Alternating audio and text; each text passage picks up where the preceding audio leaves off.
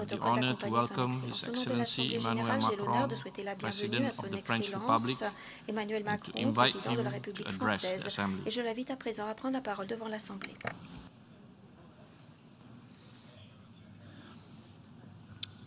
Monsieur le Président de l'Assemblée générale, Madame la Secrétaire générale adjointe des Nations unies, Mesdames et Messieurs les chefs d'État et de gouvernement, Mesdames et Messieurs les ministres, Mesdames et Messieurs les ambassadeurs, c'est un honneur pour moi de prendre la parole devant cette Assemblée pour y porter la voix de la France.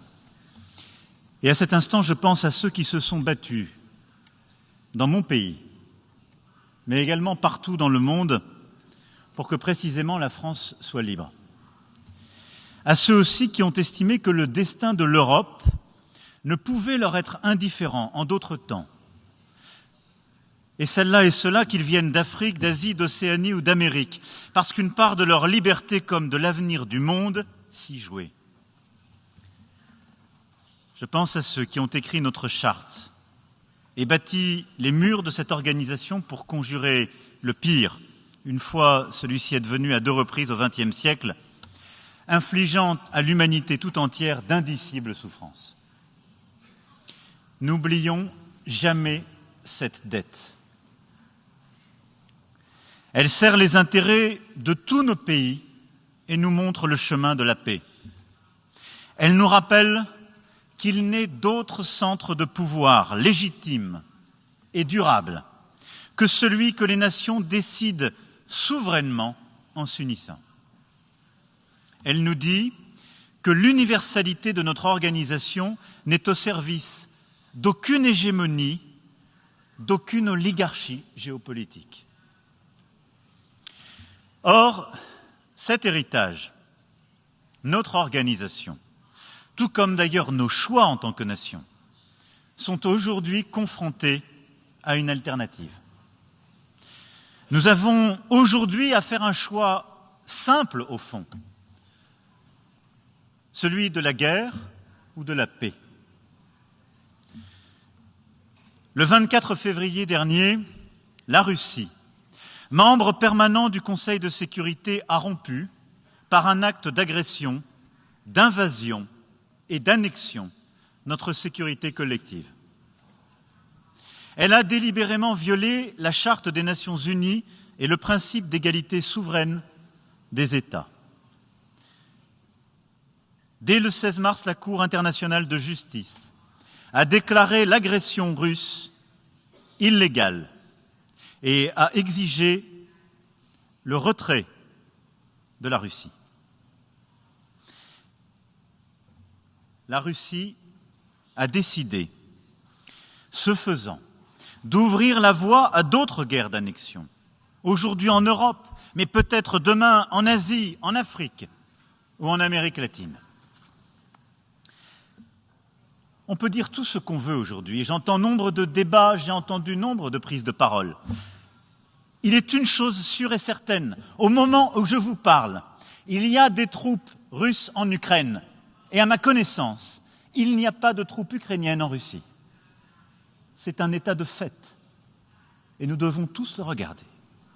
Plus cette guerre dure, plus elle devient menaçante pour la paix en Europe, mais aussi pour celle du monde.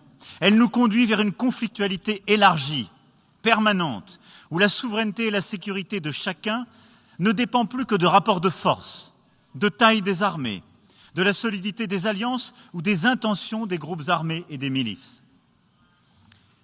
Où ceux qui se considèrent comme forts cherchent à soumettre par tous les moyens ceux qu'ils considèrent comme faibles.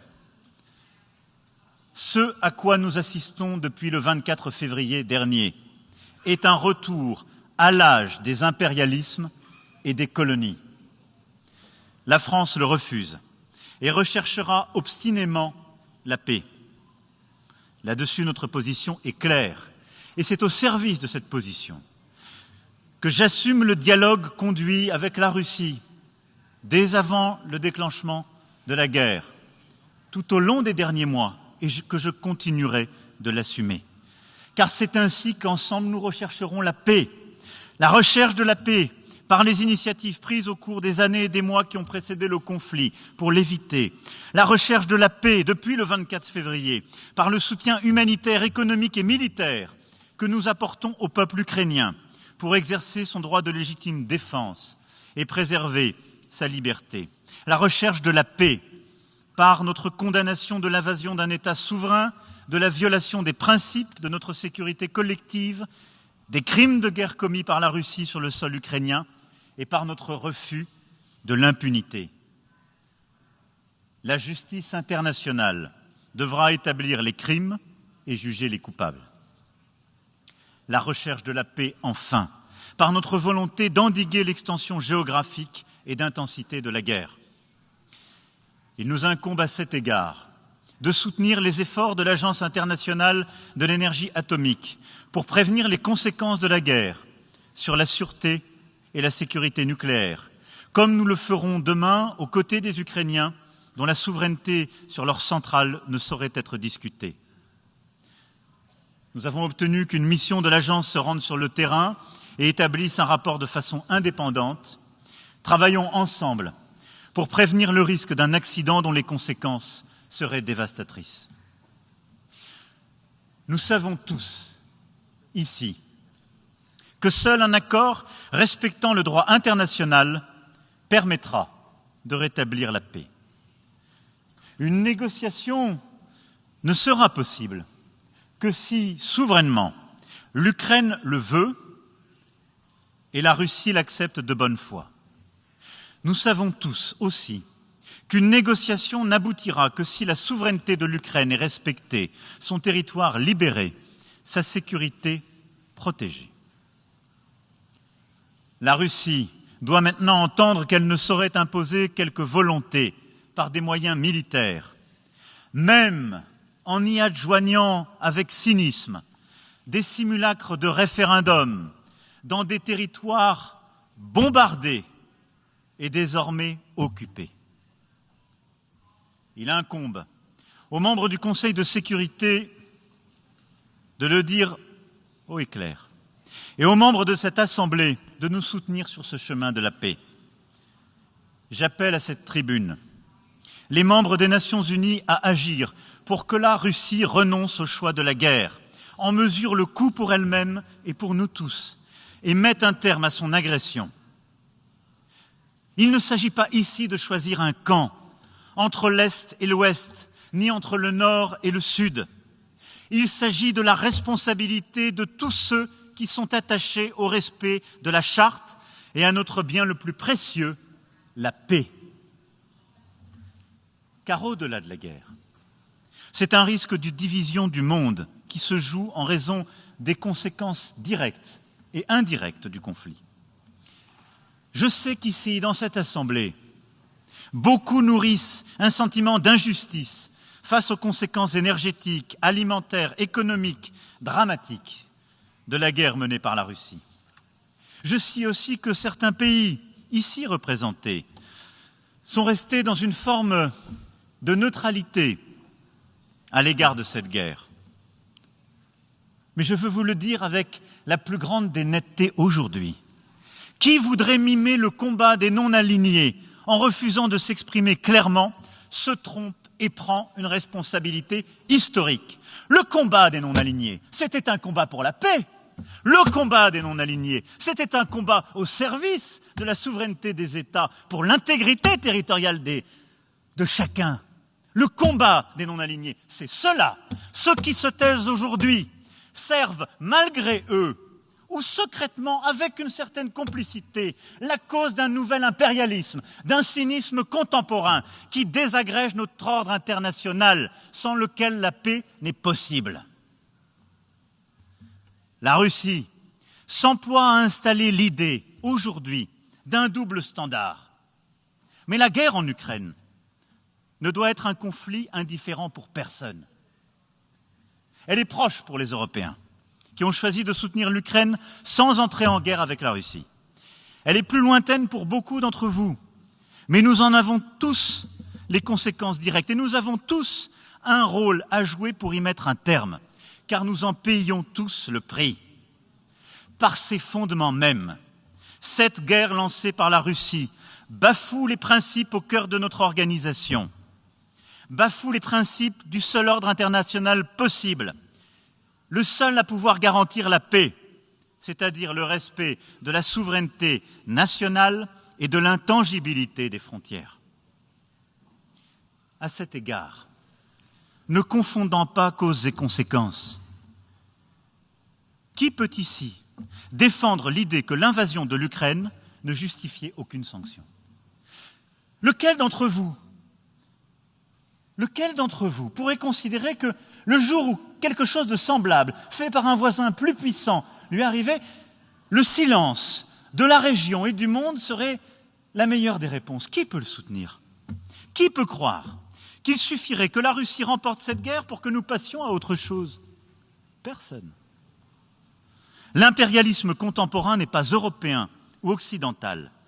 Il prend la forme d'une invasion territoriale, adossée à une guerre hybride, mondialisée, qui utilise le prix de l'énergie, la sécurité alimentaire, la sûreté nucléaire, l'accès à l'information et les mouvements de population comme des armes de division et de destruction. C'est en cela que cette guerre porte atteinte à nos souverainetés à tous. Aussi, la France se tiendra aux côtés des peuples libres des Nations Unies pour faire face aux conséquences du conflit comme à toutes les inégalités qu'il accroît, en récusant logique de bloc ou d'alliances exclusives. Car au-delà des conséquences directes de la guerre, le risque qui est aujourd'hui le nôtre est celui d'une nouvelle partition du monde. Certains voudraient nous faire croire qu'il y aurait d'un côté l'Ouest, qui défendrait des valeurs dépassées au service de ses intérêts, et de l'autre côté le reste du monde, qui a tant souffert et cherche à coopérer en soutenant la guerre ou en détournant le regard. Je récuse cette division pour au moins 2 raisons. La première, par principe, et je viens de l'évoquer. Notre organisation porte des valeurs universelles. Ne laissons pas s'installer l'idée sourde qu'il y aurait dans les valeurs de la Charte quelque chose de régional, d'adaptable. Notre organisation a bien des valeurs universelles et la division face à la guerre en Ukraine est simple. Êtes-vous pour ou contre la loi du plus fort, le non-respect de l'intégrité territoriale des pays et de la souveraineté nationale? Êtes-vous pour ou contre l'impunité? Je ne conçois aucun ordre international, ni paix durable, qui ne puisse être fondé sur le respect des peuples et le principe de responsabilité. Donc oui, nos valeurs sont universelles et c'est pour cela qu'elles ne doivent jamais être au service d'une puissance qui viole ces principes. Et quand, ces dernières années, nous avons pris des libertés avec ces mêmes valeurs, nous avons eu tort. Mais cela ne saurait aucunement justifier de fouler aux pieds ce que nous avons collectivement bâti après la Seconde Guerre mondiale. Et quand j'entends la Russie se dire prête à œuvrer à des coopérations nouvelles, à un ordre international nouveau, sans hégémonie, la belle affaire, mais sur quel principe? L'invasion du voisin? Le non-respect des frontières de celui qui ne me plaît pas? Quel est cet ordre? Qui est hégémonique aujourd'hui, si ce n'est la Russie? Que nous propose-t-on? Que nous vantons? Quel rêve vantons sur la bonne foi de certaines et certains ici? Rien qui ne tienne longtemps. Ne cédons pas au cynisme qui désagrège l'ordre qui nous a construits et permet seul de tenir la stabilité internationale, car ces valeurs qui sont les nôtres, le respect de la souveraineté nationale, de l'intégrité des frontières, je le dis, nous avons eu tort à chaque fois que nous avons pris des licences avec elles. Mais ce sont les valeurs que nous avons bâties après la Seconde Guerre mondiale, après les colonialismes. Refusons de faire bégayer l'histoire sous prétexte que ce sont aujourd'hui d'autres géographies qui sont touchées et ne cédons pas. La deuxième raison de mon opposition à cette tentative de partition du monde est pragmatique. En fait, derrière les divisions naissantes, il y a une tentative de partition du monde qui renforce la tension entre les États-Unis et la Chine. Et c'est à mes yeux une erreur funeste pour nous tous.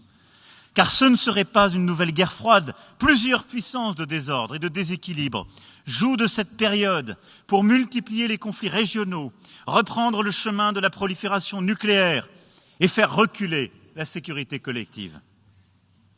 Je pense donc que nous devons tout faire pour que cette nouvelle division n'advienne pas. Car nos défis sont de plus en plus nombreux et urgents et nécessitent de nouvelles coopérations. Regardons le Pakistan. Un tiers du pays sous les eaux, plus de 1400 morts, 1300 blessés, des millions de personnes en situation d'urgence. Regardons la Corne de l'Afrique, la pire sécheresse depuis 40 ans et une saison des pluies qui sera sans doute pire encore. La moitié de l'humanité vit désormais dans la zone de danger climatique. Nos écosystèmes atteignent les points de non-retour. Regardons en Somalie, au Yémen, au Soudan du Sud, en Afghanistan, la famine revient. La crise alimentaire frappe partout, et plus durement les plus fragiles. 345 millions de personnes dans le monde sont en situation de faim aiguë, dont 153 millions d'enfants. 55 guerres civiles sont en cours sur notre planète. 100 millions de personnes sont déplacées. Alors qu'entre 1990 et 2015, 137 000 personnes échappaient chaque jour à l'extrême pauvreté. 345 millions pourraient y tomber d'ici 2030 dans les pays touchés par les conflits.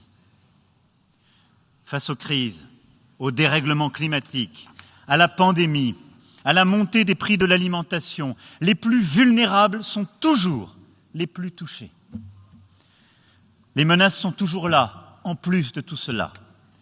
Les terrorismes, qui touchent entre autres le Sahel comme le Moyen-Orient, la prolifération nucléaire, en Iran comme en Corée du Nord, que nous n'avons pas réussi à endiguer. Telles sont nos urgences.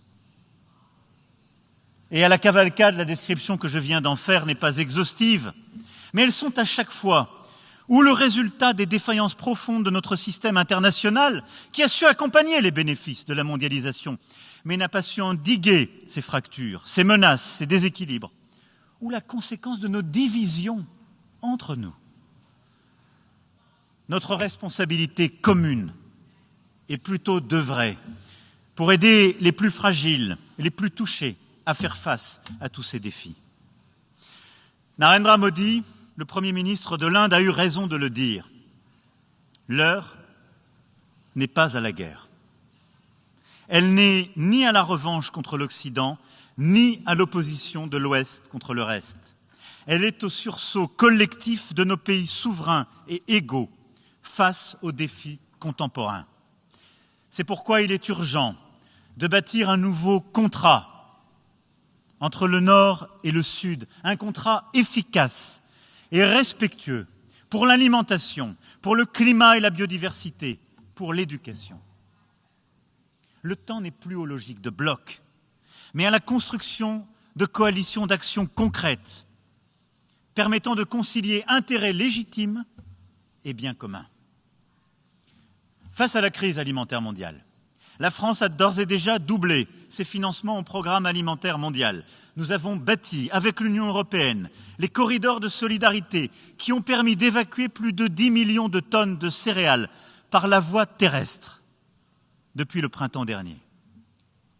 Ceci a été utilement complété par l'accord du 22 juillet dernier, permis grâce au travail du secrétaire général des Nations Unies, et qui a permis d'évacuer 2,4 millions de tonnes par la mer Noire, et qui se poursuit. Nous avons porté l'initiative Farm, qui permet d'approvisionner les pays vulnérables à bas prix, sans conditions politiques, et d'investir dans la production agricole des pays qui souhaitent sortir de la dépendance. Je vous annonce également que la France financera l'évacuation du blé ukrainien à destination de la Somalie, en lien avec le partenariat alimentaire mondial. Nous le ferons avec solidarité, efficacité et exigence de pleine transparence. Demain, nous réunirons l'Union africaine, les agences des Nations Unies, l'Organisation mondiale du commerce, le FMI, les banques de développement et la Commission européenne pour bâtir un mécanisme viable d'accès aux engrais pour l'Afrique, en complément, là encore, des initiatives du secrétaire général sur ce point. Sur le climat et la biodiversité, dans quelques semaines, nous nous retrouverons à la COP27 en Égypte. Soyons clairs, là aussi, sur ce que signifie la transition juste. Notre premier combat collectif est l'éradication du charbon. La crise ne doit pas nous faire perdre le cap. Si nous n'en sortons pas, nous dépasserons plus encore que les prédictions ne le disent les 2 degrés Celsius. Je suis prêt à investir dans les coalitions de financement dites JET, comme nous l'avons par exemple fait avec l'Afrique du Sud il y a quelques mois. Et nous devons poursuivre cette logique. Mais la Chine et les grands émergents doivent prendre une décision claire à la COP. C'est impérieux. Nous devons bâtir, à cet égard, autour des grands émergents, des coalitions d'acteurs étatiques, avec nos grandes institutions financières internationales, pour bâtir des solutions complètes de production d'énergie et de changement des modèles de production industrielle qui seuls permettront ces transitions. Ensuite, le G7 doit mener l'exemple. Les pays les plus riches doivent accélérer leur programme de neutralité carbone, mais aussi faire l'effort de sobriété et partager les technologies vertes. Vous savez, en la matière, pouvoir compter sur l'Union européenne. Je crois aussi qu'il nous faut reconnaître qu'il existe, pour les pays les plus pauvres, une difficulté à agir en même temps pour la lutte contre la grande pauvreté et l'accélération de la transition. Nous ne pouvons pas demander la même chose à l'Afrique subsaharienne où 600 millions de personnes n'ont toujours pas accès à l'électricité et aux grands émetteurs. C'est pourquoi la solidarité financière, la solidarité technologique des plus riches doit être renforcée sur le plan climatique à l'égard des pays les plus pauvres. Apporter des financements, apporter des solutions et accélérer cet agenda, comme nous avons su le faire au moment de la pandémie, mais de manière encore plus forte, plus efficace, plus résolue. Nous devons aussi, dans ce contexte, protéger ensemble nos puits de carbone et nos trésors de biodiversité. La France accueillera avec le Costa Rica la conférence des Nations Unies pour les océans en 2025. Faisons-en la COP 21 des océans. Sur la santé, nous devons apprendre de la pandémie de Covid-19. À cet égard, nous devons reconnaître que notre première ligne de défense, ce sont les systèmes et les personnels de santé dans les pays les plus fragiles. J'insisterai sur ce point crucial lors de la reconstitution du Fonds mondial pour la lutte contre le sida, la tuberculose et le paludisme, dont la France restera l'un des tout premiers contributeurs. Nous devons aussi nous assurer que l'OMS mette bien en place les systèmes d'alerte précoce dont nous avons besoin pour prévenir la propagation d'autres virus. Et nous devons traiter ensemble santé humaine et animale. C'est le sens même de l'initiative Une seule santé que la France porte avec plusieurs autres.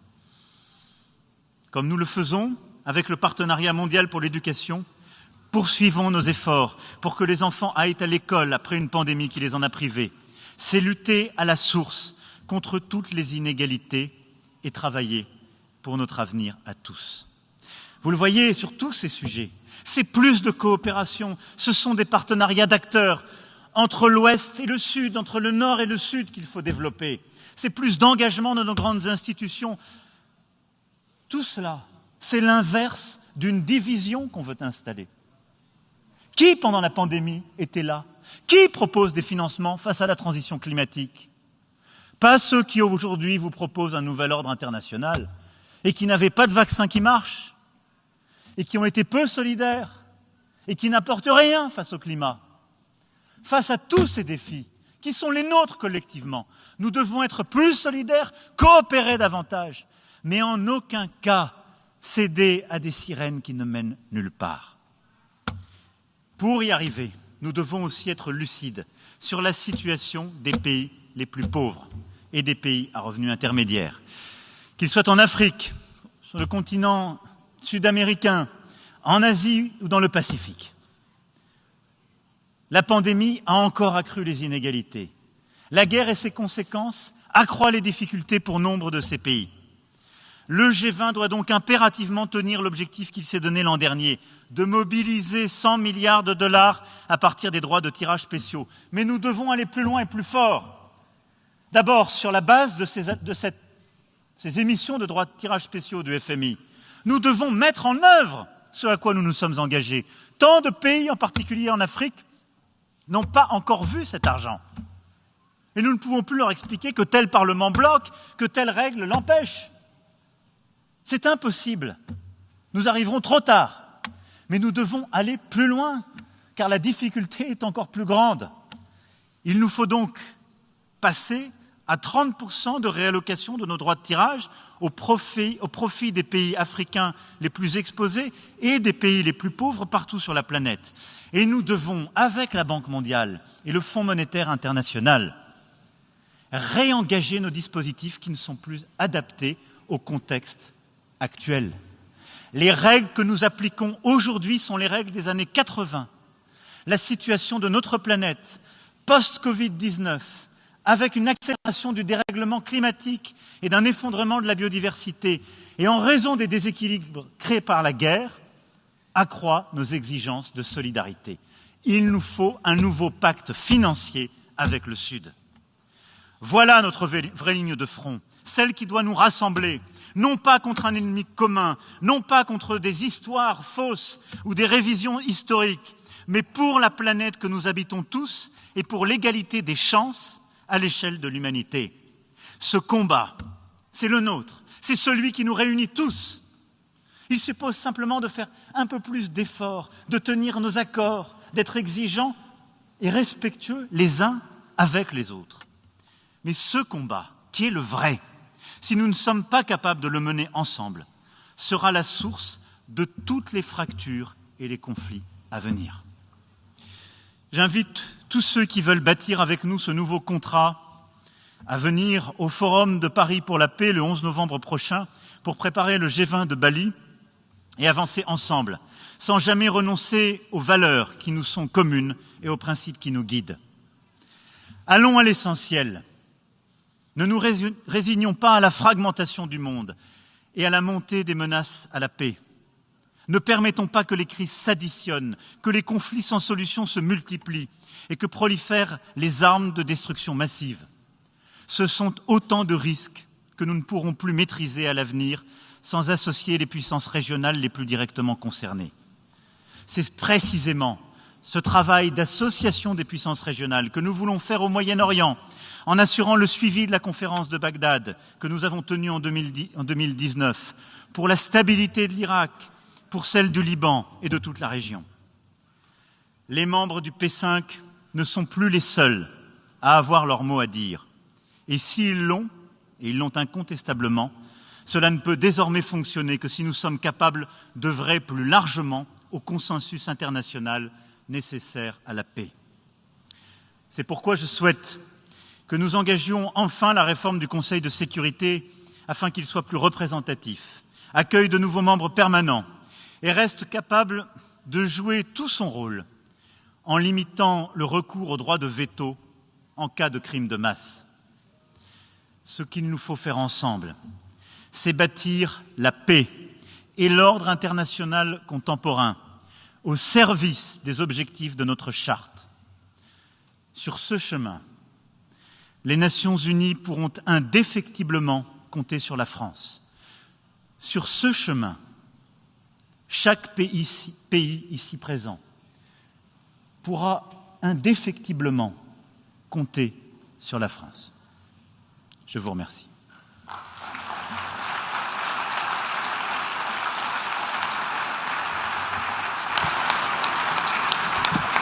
On behalf of the Assembly, I wish to thank the President of the French Republic for the statement just made, and I request protocol to escort His Excellency.